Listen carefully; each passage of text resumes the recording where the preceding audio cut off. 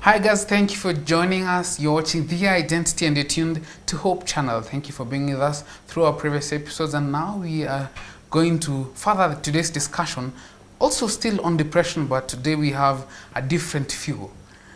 It's going to be a men's conference and we're going to be discussing about this, and no, are men susceptible to this vice, or rather this illness, which is depression, or they are not. They are the people with, you know, a big printed t-shirt written S for Superman. Join us into this discussion. On our panelists today, we have Brian Otho, he's a student. We also have Christopher Morera, a linguist. We also have Peetstar the Poet, I should say he's an amazing spoken word artist. And lastly, we have Israel Lokoth, a professional psychologist attached to Turning Point Solution Centers. Now, thank you for joining us again. You can send your questions to our social media platforms. On Facebook is The Identity. Get to watch some of the clips, especially behind the scenes. Again, I should just repeat it, that which are hilarious, on our Instagram page, that is at The Identity 254. Join in. Guys, welcome to the discussion. Thank you so much. Now, you know, when you talk about depression, most men will quickly want to associate it to be a female problem. Peetstar, yes. Is it a female problem or does it affect men? It does definitely affect both genders. First of all, thank you for having us on the show. Thank you. To have this amazing conversation.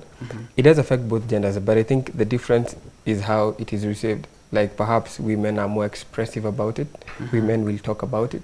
Ladies have groups, they will meet up. Ladies can just decide we are going out on a weekend for 3 days and just have a platform where they can talk, you know. But I think for men, even approaching your fellow men to tell them that I'm going 1, 2, 3 things is very hard. I don't know if it's something inherent or anything, but I think that is a problem with most men. They actually say, the cliche about whether men cry or not, you hear people say, yes, men also cry, but our tears fall inwards. So we don't get... How about you ask the men, since we are men? Exactly. Brian, do you cry? Myself? Hey, I do cry. You do cry? Yes, though the parts where I agree with Peetstar, you won't see them. I won't really cry in front of you. But I do cry, yes. Chris, do you cry? Let me admit it. You make it sound okay. Okay, you know, we have been brought up in this setting that as an African man, you crying, it's like a show of weakness. So no wonder the cliche, my brother said that men cry, their tears inside. I had another that when you have to really cry, turn to the wall and cry, and then when you are done, you remember our deputy president, when he won the elections, he turned to the wall and cried in front of the people. So it's not a question of you are weak as a man. There's something called toxic masculinity, whereby men are brought up in a sense that they are not supposed to be expressive and to show their emotions. So men crying, yes, I do cry at times, but most of the time it's inward. But when it's so you have crocodile tears. You cry, but they just... Most of the time, but when an event is so big, yeah, I can shed a tear or two. Yeah. You know, with what they have said, Israel, to bring you in, is that there's that enculturation, how we've been brought up, that basically depicts men as, you know, you are the source of comfort. There's no way you can express your, you know, your feelings, especially when you're going down the drain. Now, let's attach it to depression. You know, you can say we cry, but then if truth be told, if your mama cried, if your mama died, God forbid, that's when you'll cry, isn't it? But on other occasions, you'll be like, that's when, you know, and I want to equate the tears to, you know, a huge amount of loss, especially for men. Well, I don't want to attach it to mothers. Israel. Yes. Now, when it comes to depression, what is the cultural view of men in depression? We can say the problem with depression and as Africans is that you're expected to be strong for everyone, and no one will expect you to not to be weak by yourself. But the fact of the matter is, at times as a person you are overwhelmed. So that is just a fact, and it's something that we need to accept as men. And we need to understand that at times I will come short, and when I come short, I am not weak. I just need a boost to go back to where I'm supposed to be. Yeah. Brian, why don't men talk? I mean, I have to confess this honestly. When I was preparing for this show and I was trying to get men to come and speak, you know, it's hard. I also tried to get in touch with you, Peetstar. How's that experience to get men to come talk about this? I think it's hard. And I remember even I'm actually in a mental health forum, because now we have like groups online where we're like, we need to do something about this, because where we have a platform where you can have experts, survivors, people who survive through depression and other mental illnesses, right? And so it was like, we are very expressive, because my observation was we're very expressive here in the group. We talk, but now when I say we want to take this conversation to the electronic media, to the TVs and the radio stations, nobody is coming out. So what is the problem? So I realized perhaps it's a journey that we have to travel to get there. We have definitely started, I would say that, because even just having platforms where men say, and you know, it's a platform where you have both men and women, and so I remember one group member was requesting that I think we need a men's platform like differently, but then that conversation went on ahead, and the argument was, why can't we have these conversation here, like let's ladies listen to men, let men listen to ladies and what you go through. And it's good to have such spaces, because now when you have somebody who is depressed, now I know that I can refer somebody, I can say there's help for somebody who is depressed right now. It's worse when you are depressed and there's nothing you can do. You do not know that there are people whom you can talk to. You don't even know that if there's a cure, you can be healed from such.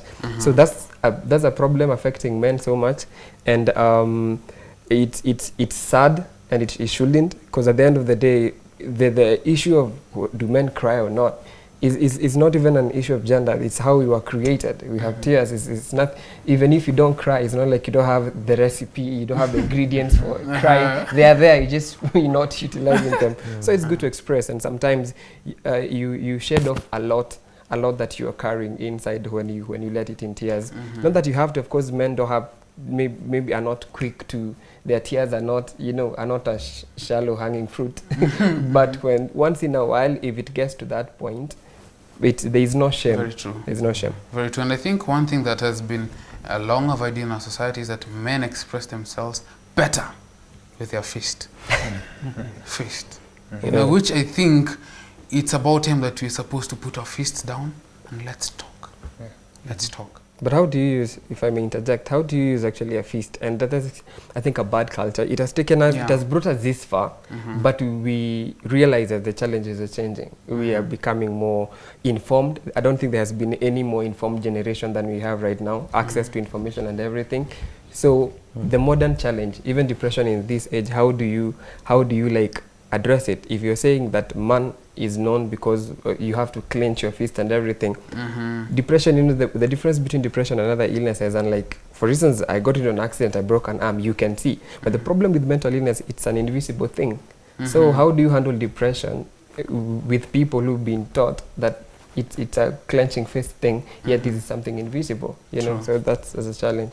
When we look at, Brian, you have something to jump into? Just to give an answer to that, I mean, it's if people have been brought up in a society where people don't talk, they don't see men crying, you see, and so this is a child, I'm imagining this is a child who has been brought up in such a situation, and all along his life, he knows that men are supposed to be hard, you see.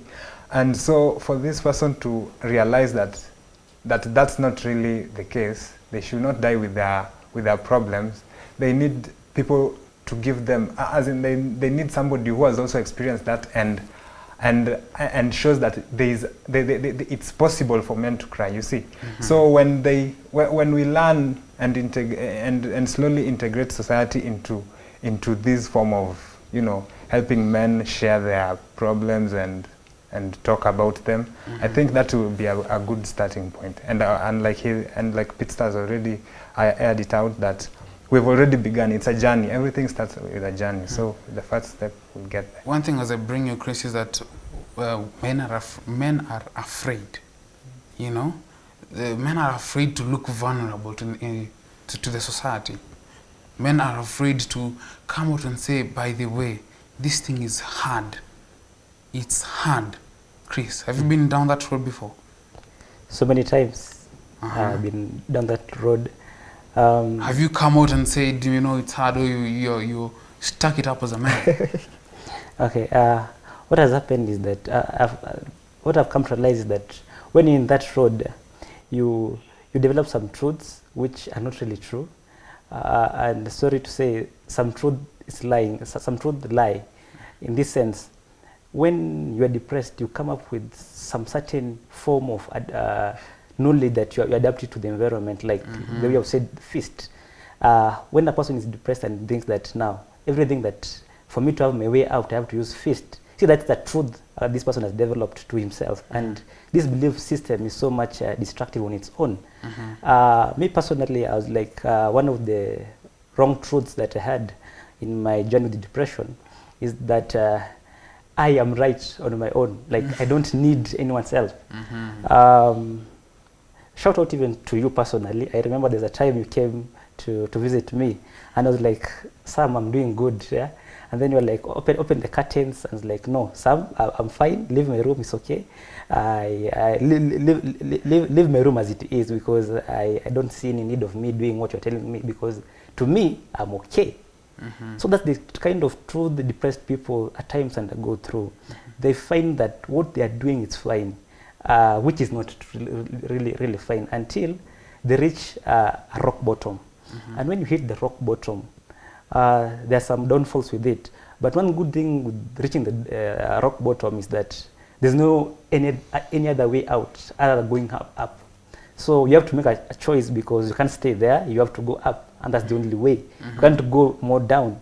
So yes, the depressed people develop some truths which are not really true, and their minds, they have what I can call delusion. They're deluded. Yeah. They function in delusion. That's why you find that as men, we don't really speak out as often as the ladies. Think of it. Have you ever met a group of men crying together, like, like, we are crying at a funeral? And in fact, even in a funeral, it's always a man going aside behind the cow, behind the house. They actually take a walk, and they come back all cleaned up. But it's therapy on its own. Yeah, I recall at times I could cry and shed a tear and come out. Yes, you know, truth to be told, it's a fact that if you cry, the problem is not solved. The problem is still there. But you acknowledging the magnitude of the problem itself, knowing, yes, I may be powerless on this problem, but yes, I accept it is there. Accepting itself, I think that's one of the first steps in recovery from depression. Accepting. And when you cry, you come out, you say you are powerless. And that's where you find help comes in. And that's one of the journey towards recovering from depression. Thank you so much for bringing that, and I want to bring you in Israel and to paint clearly the picture in the society.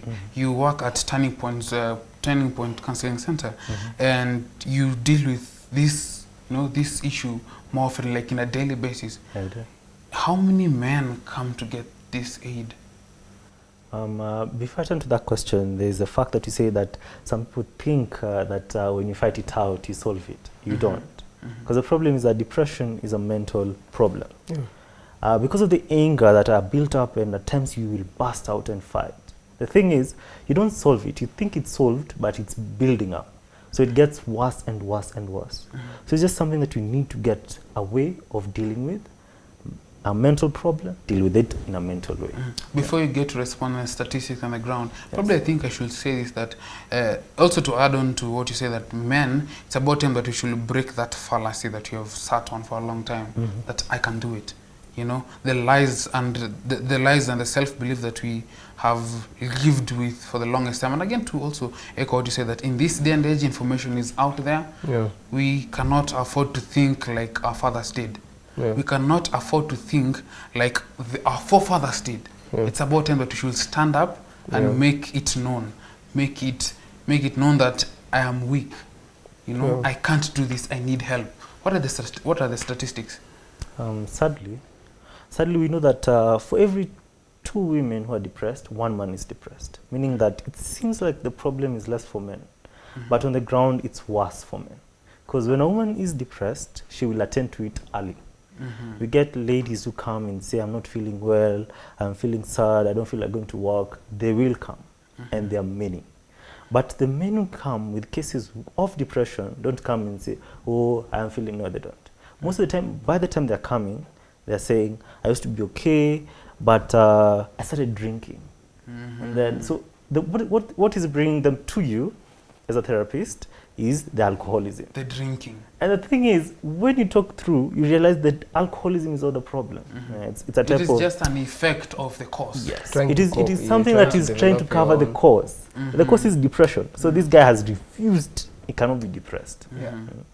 Something I can also add by giving an experience of myself. There are times when you feel like I really need to talk about this, you know.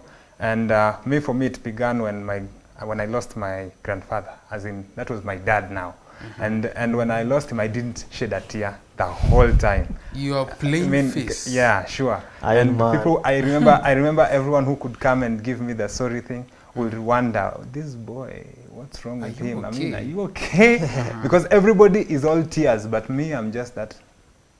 I'm wondering, why are you people crying? But for a very long time, it was eating me up. So I even didn't know how to cry about it. I didn't know, how do I start even crying? You see? I see there's a process. Yeah, so I at times it could be so painful until I start shedding tears. And then when I shed tears, you just feel this, it's like some pressure. It's just coming, then you start crying and you're all over. And then you come back to yourself and you're like, wait, why am I crying? And so it reached a point when I want to talk about it. But by that, I identify somebody I want that I can talk to, and I already organize myself. This is how I'm going to tell him. I don't know how to tell him, but I'm going to say this. But on my journey there, I am also thinking, and I'm like, I think I should do this. This is how I should tackle it. So by the time I'm getting to this person, I'm telling him I have a problem. Hey, I'll be diverting to at the end of the day, I will not have shared my problem, and I go back saying I can handle it. So most of them, I'm very sure, if you dig through, maybe Israel will help us understand this, but if you dig through, you'll find that these people, they are ready to express their emotions and how they feel. But when they get there, they realize, how will it look like? I mean, it feels weak. I mean, so they look for a diversion. You know, I've been handling alcohol. How do I stop alcohol so that we can solve this issue? It's more of dealing with the effect than getting to the root. Yes, true. Actually, true. Because what happens is, I told you, when people come, it is a doctor referred to me, gave me these meds, and told me to go and see someone. But they will not tell you that the doctor said, I think you have depression. They will not say that. So when you start talking to them, it comes up. The other way is a referral. Someone refers them. And most of the time when they come with stories and they're all excited, and then you have to stamp your foot down and say, hey, why are we here? Because it is hard for a man to say, wow, I am stuck. And by refusing that, it weakens you. It basically makes everything worse than the way it was before. So it's about time that we should just talk. Yeah. But I think it's okay to be weak. Yeah, it is okay. It's normal. After all, I don't think there's one person who has like all strength. Even when even in business, you talk about the SWOT analysis, your strength, your weakness, your what. There's always a point of weakness in every person, and it is no shame to accept which weakness you have. The same way you accept what strength you have is with the same measure that you should accept you have a certain weakness. And it is not a sign of weakness or anything to just admit that I have a weakness. But even as you have the conversation about mental health and specifically about men, we must also think broaden the conversation in the sense that why is it that it is harder could it be possible that there's a man actually who is going through depression or any other mental illness for that matter, who would like to come out, but then there are factors that are hindering them in the society, that if I come out, do we have safe spaces for people to Very come true. out and say, this is what I'm going through, and give it to you raw and real as it is. Because I may decide to come to you and say, hey, Samuel, you're my friend, but I'm going through 1, 2, 3 things. But depending on how the environment is, it depends how to what degree will I give you my problem. I may decide to give you my problem, but I may not share 100%. I may not get really... Even probably share an iceberg. Exactly. At the tip of the iceberg. Exactly. I may not go to the 10%. real problem. So we need to address that even as we talk about the statistics. And it is actually horrifying that, you know, I was looking through some statistics about depression, and like just in 2019, between, and I think it was between January and February, just around Valentine there, like these guys who do suicide prevention crisis, like they had received around 10,450 calls. And by around like mid-February, just February alone, by mid-February they had like 2,350 just within the first 2 weeks. of the month. And you know, statistics also show that like in every 40 seconds, there's one person who dies through suicide. I heard you don't say commit suicide. I heard you say die of suicide. It was in a certain forum and they were addressing that. And so these statistics are real even here. So the whole idea of safe spaces, even in churches, because I like that this is actually a church-based, you know, a media station, like even within churches, these environments, because the question is, which places do I go most of the time? Because the places I go to most of the time as an individual, that's where my family is. Be it school, be it church, be it I play football, wherever I spend most of my time, that's where my family is at. And for me, I had my own share of experience with mental illness back in 2016. But I want us to get into yes, it. we will get the there. break, I won't get to the story, but you ask yourself, why is it? And that's why I asked the question earlier on, like, is it true that there are people who would love to come out, but there are factors hindering them? Because whereas you may address them and say we want them to come out, you must also address where they not Where they come. Join in after the break, because we are going to go personal and get to understand, yes, men suffer through depression, and yes, sometimes we have a hardship on how we deal with it because we do not have a safe space, but yes, there is a solution. Stay tuned on The Identity.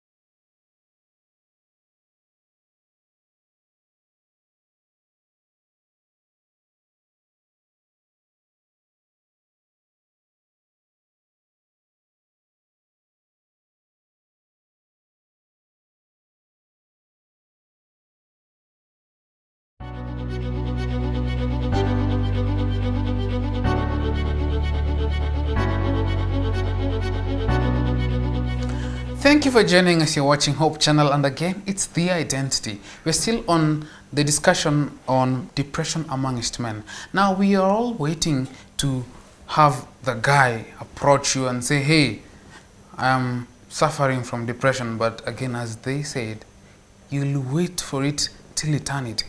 It probably won't happen, isn't it? We probably have failed to make good use of our safe circles. But I want to bring again, Bran, because as we're going to the break, you talked about the aunt who spoiled your mission to go to, you know? Yeah, I mean, God just used her. And if we can go back to when you asked if I had, you know... Had that first-hand experience. Yeah, I mean, like, places where I could have gone to before this happening with my aunt. I mean, okay, well, I had shown those signs. You know, there are those signs that you'll definitely show that this person is on the downhill, you know. And I could try reaching out to friends. There's just a way. You're that guy, you know. You just go to your friends and you're like, hey, how do you view life? You ask those weird questions, and they're always like, they cover. And life is good when you have God in it, you know. They give you theological solutions. Just hold on to God. Things will be fine. And I'm like, this is not still working. Why? And I needed somebody to reach down to me, you see. And that's what my aunt did. She was just talking because people had realized I had a drawback in church. This is a young man who likes preaching, prophecy, talking to people, but nowadays he's a bit low. So my aunt was like, you guy, you've been behind the scenes, you've been staying at the PA, and that's unlike you. You what's up? And then she's talking and then she hits it, and I was just in tears. Yeah, and so that for me was just the beginning, because I cried out, and I was crying out things that I even didn't know I had in my mind. So I realized that sometimes you can be in depression and you don't even know it. Or rather, you are in it, and like, just like Israel said, you're in denial. Yeah, you're in denial. Somebody tells you you're stressed, and you're like, no, I'm not stressed. It's just a feeling, it comes and goes. And what he's saying is actually true. There are statistics actually show there are so many people who are actually depressed but don't know. They don't. And many people, like, that's a fact. There are guys who are depressed and they don't know. Leave alone getting to know what the cause of depression is. There are guys who do not know they are. It's the people around them that will. Let me now bring in and dig into your experience. I mean, you're a creative. Yes. You know, this is one of the guys who I know who speaks faster than he eats. I'm sorry that came out, but it's the truth. Yeah. He speaks faster than he Very eats. true. I mean, you are magnificent with words. Poetry. And poetry, yeah. He's a spoken word artist. Award-winning. Award-winning spoken word artist, you know? And it's just, somebody just look at you and say, hey, you're living a perfect life, man. Come on.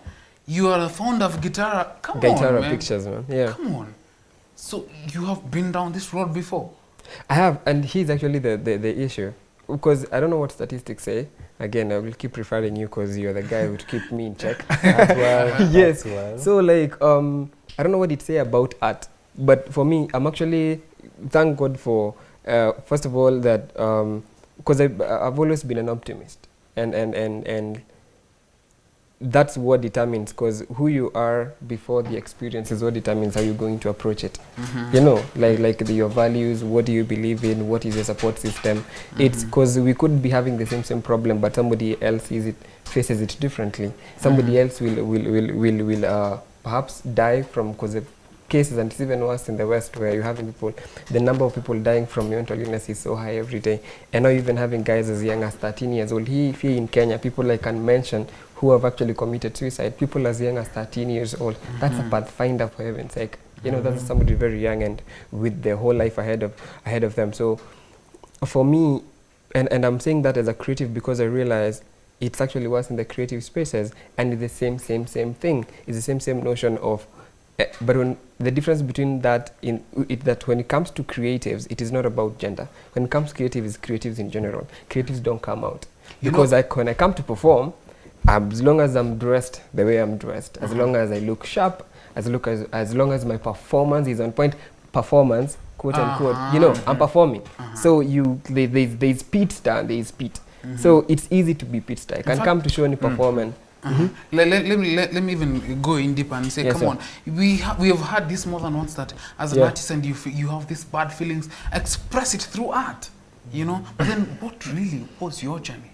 A guy's really, you know, that's, people easily say express it through words, but if I wrote some poetry, and I think it was a bit dark when I was going through depression, and that was in 2016 and some better part of 2017. For me, I actually used poetry as a therapy. Poetry was very therapeutic to me, by the way. Can I challenge you right now? Please do us a mini piece of what you wrote.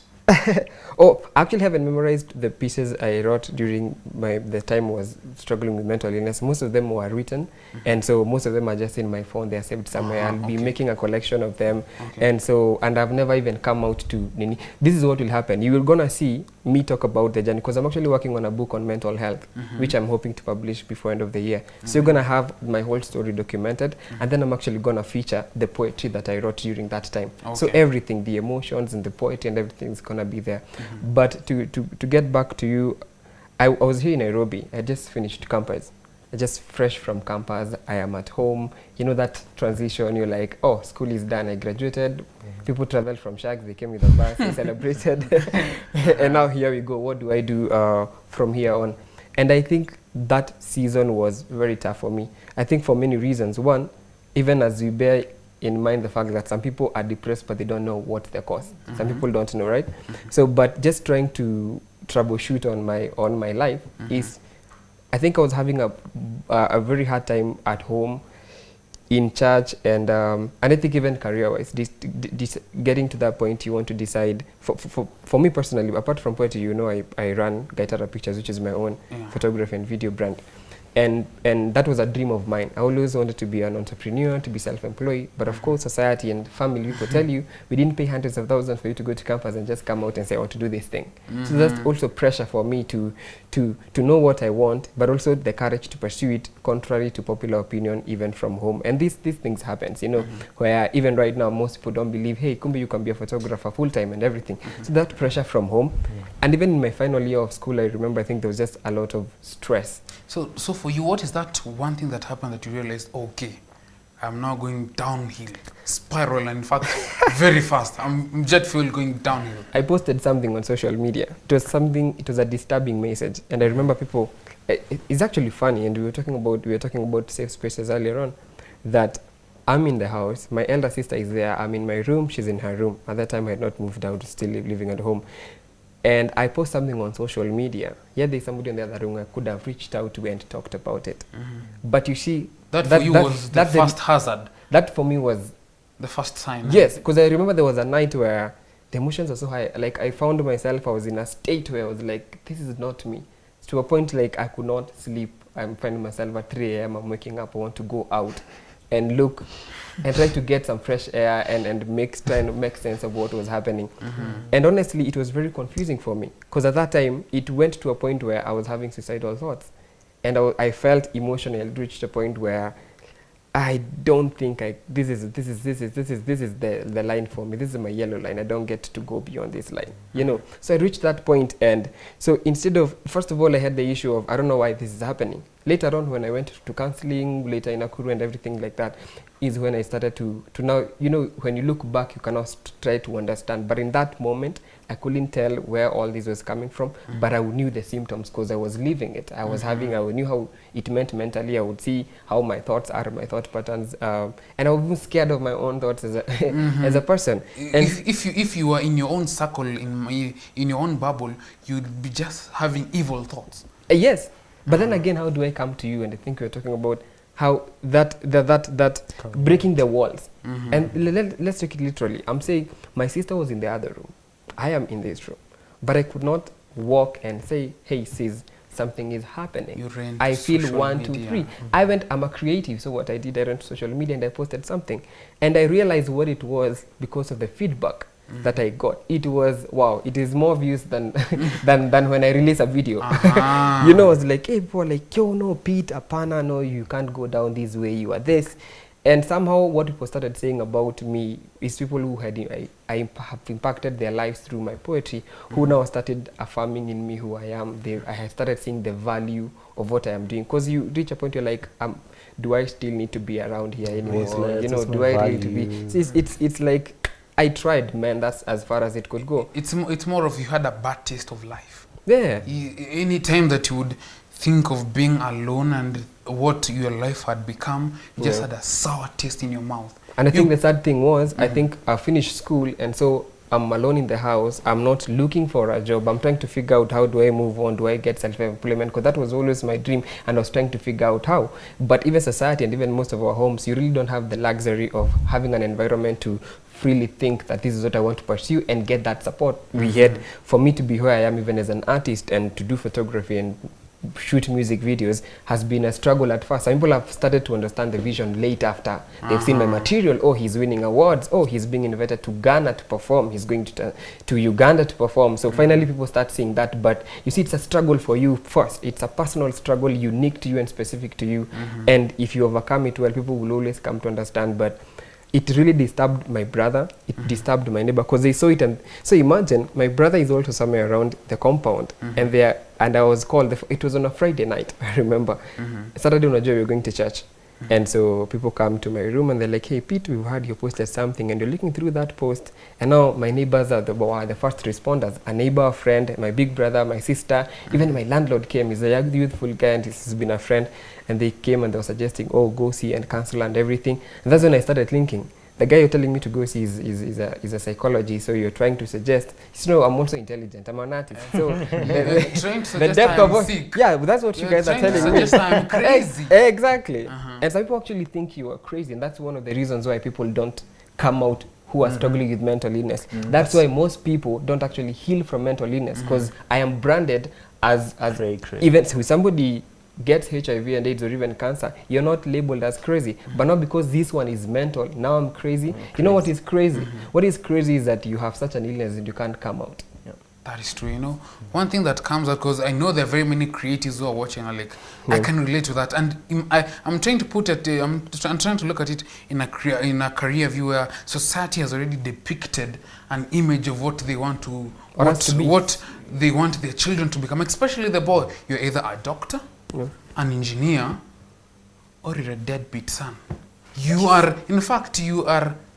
Let me not go down that road, because that's a struggle that creatives have to think of. But then not just the creatives, you know, because we have you, Chris. But just a bit. Please advise. The problem with creatives is that they begin to do their thing, and then people like it, and then they have to live for those people. Yeah. They have to live for those people. Just as you said. Exactly as you say. You like the views were more than even your video. True. So that you reach a point that in your life you're living with a mask. Yeah. You're smiling, but the smile is not there. You're smiling because someone wants a selfie with you. Yep. Okay. Very so true. and the thing is, the darker you go, the better it becomes. Because I really like classical music, and we were told that one of the best pieces was done by an artist when he was so depressed. So depressed. But instead of people seeing their depression, they saw the peace. So it meant that the problem continued, and people celebrated the work. Exactly. Okay? He may have actually been called to perform that piece. That is a problem. There's a possibility. So that you reach a point that you're living for people and you feel so valueless, you feel so worthless, that my work is important, but I'm not. So that is why society becomes your value is tagged on what you do, on what you do, than not who you really are. Yes. So when you try to connect these two, you feel like this is just it. This is just it. Man. So that when a famous person commits suicide, everyone goes like, "Wow, he was so happy. He just came from a concert." You know, the thing is, he's making a lot of money. He's famous. Why would someone want to do that? He's looking sharp. He's old. But the guy was living for you, and when he tried to look at himself, he didn't see why he should wake up tomorrow. And you know, for men, it's even more. It even goes to like, all the ladies want you. Yeah. You know, living the dream. Living the dream, man. Yeah. Advice before I come to Chris. Yeah, I do want to echo that a bit, because you find that artists, most of the time, some of them write those nice pieces trying to find somebody to reach to them, you see. But now, us, we are there enjoying the music and forgetting the one who wrote the music. So you, at the end of the day, this person, like he said, feels worthless, because it seems what I do is what people love, but me, no one cares about me, you see. True. And for example, I can give an example of myself. It reached a point, I had, he mentioned Pete and you mentioned Peetstar and Pete. Yeah, so for me there was Brian and there was another guy called Swavlin. So Swavlin was the one people loved, but Brian was this weak one. So most of the time I would be Swavlin, and that was in my books, it was everywhere, it was in my phone, my email. My first email was Swavlin, and I mean, and I can go further and say demons play a role in this, because I even drew a picture of who Swavlin, the character of Swavlin. It was this man with a mohawk on the head and had piercings all over and was angry, you see. And it reached a point I could see this person. Yeah, there was a time I got a demonic attack, and that's the person I saw. Wow. And it was an intimidation for me to give will to the thoughts that were coming into my head. Of suicide, for example. And one thing that comes out clearly that, you know, it goes to the little things that, you know, we do. Sometimes we might be waiting for that death to make you realize, oh, I've been in this place before, I just didn't realize. And sometimes it could be career. Chris, what has been your journey with depression? Let me start by appreciating actually what my brother said, and also add and say that depressed people are very intelligent people. Repeat that. People are very intelligent. They have insight, yeah. You see, the brother said he wanted to approach somebody, and then thoughts come to his mind like, how will I do it? You see, this person is thinking. They're very intelligent people. Only that they use the intelligence in the wrong way. Another thing is that it's more of, instead of that intelligence helping you to find solution, it more of becomes a false deception to keep you in that space. That's true. What's your journey? My journey with depression, let's say I'm privileged. I didn't really reach to my destination of depression. I was on my way there. You know, there's sadness, there's grief and depression. What most people experience is grief, not depression. But if you continue with continual grief, you get depression. My journey with depression happened sometimes last year, the whole of last year, sometimes 2017 when it was ending. It was this classical example whereby I was in school. While I was in school, I did my internship at a consulate. For those who don't know, a consulate is, let's say, a son to an embassy, like a child to an embassy, to a layman's language. Yeah, but it has the same ranks with an embassy. Yeah. So I had the privilege to do my internship at a consulate, and as a good Christian individual, whatever your hand find it to do, do it with all your might. I did with all my might. You worked hard. I worked hard, and to my surprise, I was given a very good package. I was given, compared to my friends who did the internships in embassies. You know, embassies is a big name. Mine was a small name, but I was given a very good package. Then I went back to school. Then I'm finishing my last year, and then I get a call from my former master. I used to call her master. Then she's like, "Hello, yes, can you come and work back to the consulate?" Like, really? You pretty much get a job immediately after. Not even immediately after, before you finish your campus. And by then there was a strike, so the semester was prolonged from January till sometimes in September. Imagine, one semester because of the strike. The lecturers had gone to strike. So I was like, "Hello, yes, I'm available. I'm just waiting for my final exams. Out of my final exams, I'm so free. But between now and then, I can come and work. Why not?" And that's how Christopher got a job in the consulate, and I was balling. Say balling. Balling. You had it all. I had it all. But then, in that moment of realizing that this is how amazing a life has become, when did your life start becoming now the Chris that people now see? Yeah. Life has a way of testing you, testing what core you're made of. And this came to me while I was in my job. This day, my boss, actually, she was running to become an MP. She heads the consulate, and she's a lawyer also. So you could imagine the workload in the office. And I was like her PA, quote unquote. So she had delegated all the duties to me. So I could wake up like in the morning, do everything, the office work from A to Z, even home affairs. But now this day comes, and she inquires about the office expenditure and how petty cash it has been spent in the office.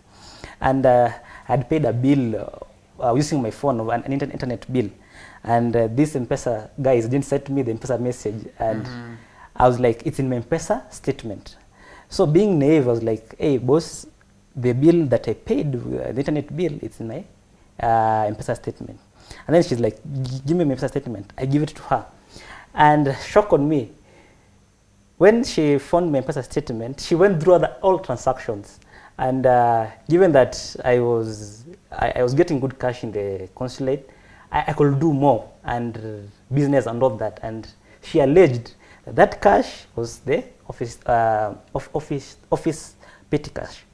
And I didn't think it will amount to something much. Like, okay, why can't we have some auditors come? They do your audit of the office and my M-Pesa statement, and then you can see the way forward. what do they say in the primary? No sooner had I, And you know, and then the police were called. Like, what? The police? No, it's a police case, it's a criminal matter. Macu, I've not graduated. And then I'm You're like, pretty wow, young. I'm young, and I'm like, You're in your early 20s, Yes. so to speak. And then I was whisked away to the police station. And then to me it was like a drama or a movie. You know, at that point we say in drama. Like I'm in a police. It was on a Thursday. Now I'm in a police cell waiting for prosecution. I'm like, what? How? Then I called my parents, my father, and then it was the wee hours of the evening. So I couldn't be bailed out. So you can imagine me in a night cell. In the morning I was waking up to go to job, and I know all these big plans I have, yeah, to do this business, to invest here, there, marry somebody, okay. But all this crumble in one day, yeah? You know, In fact, in seconds. You can wake up a day and all things go flat. To me that happened, and I was like, I'm not in a cell, I don't have a shoe, and I'm with fellow inmates. You know, I was so suspicious because even my inmates were like, hey guy, are you a CID?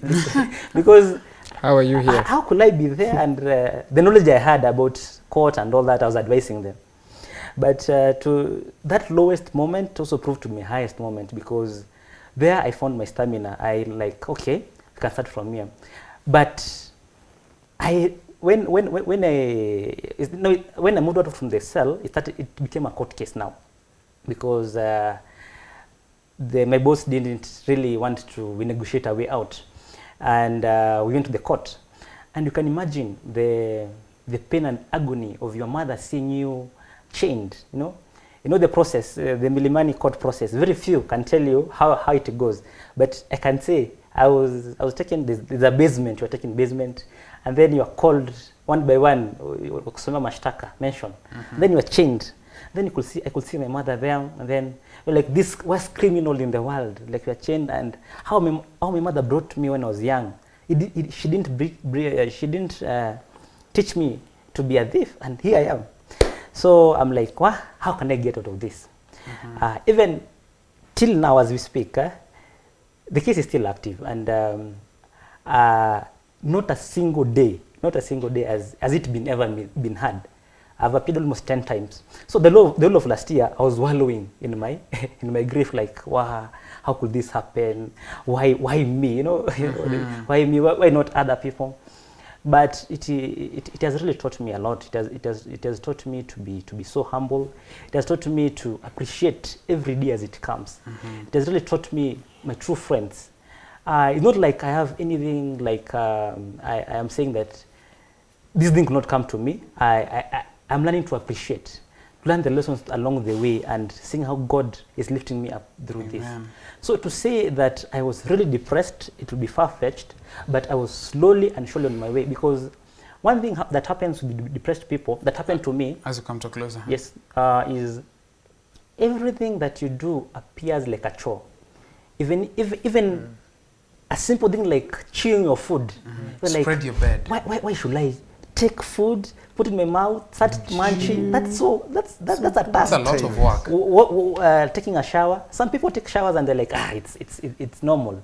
To a depressed person, it's like, it's so hard. It's like a chore. But with the support system, my friend has said about it, I really found my feet. And as I close, I like to emphasize, thank you guys for the statistics. You know, I normally say facts are sacred, but opinions are personal. You can just say opinions, but facts are sacred. Numbers never lie. Yeah, one fact about depression is that silence and tragedy, they have the same exact address. The moment somebody has gone through a catastrophe, that person tends to go silent. Wow. Why? Because of that tragedy. But even though your day may be a museum of disappointment, there's a power up above that watches above you, and it will take you through. You know, one thing that is amazing about this discussion is that it bears the raw skeletons, the rawness of what life is made of. This, again, one thing that they said, sometimes you may never see it coming. You wake up in the morning, then at the end of the day, you're in prison. At the end of the day, you're in hospital. At the end of the day, you're visiting Isaac in his center for something that happened and you can't take charge and control over it. It's about him as men that we come out and realize that this self-image that has been imposed to us with our African culture, sometimes it does not do us so much good. In any case, let us break out from that stereotype mind and speak. That's the first point of realization of how powerful you can be. Just to wind up with a quote that my friend has placed in his WhatsApp statement for a very long time, that sometimes you get to a very low place that being strong is all that you have left. But then at that moment, don't rely to yourself. Get a friend, call your brother, call your mother, call your sister, call a helpline. We have a number on the screen. Get help, because the longer you stay there, you never know the outcome. You could be the next person that you're taking 6 feet under. That is not my wish for you. My wish and our prayer for this whole discussion is that you get help, because depression kills. Till next week, thank you for being with us. It has been The Identity.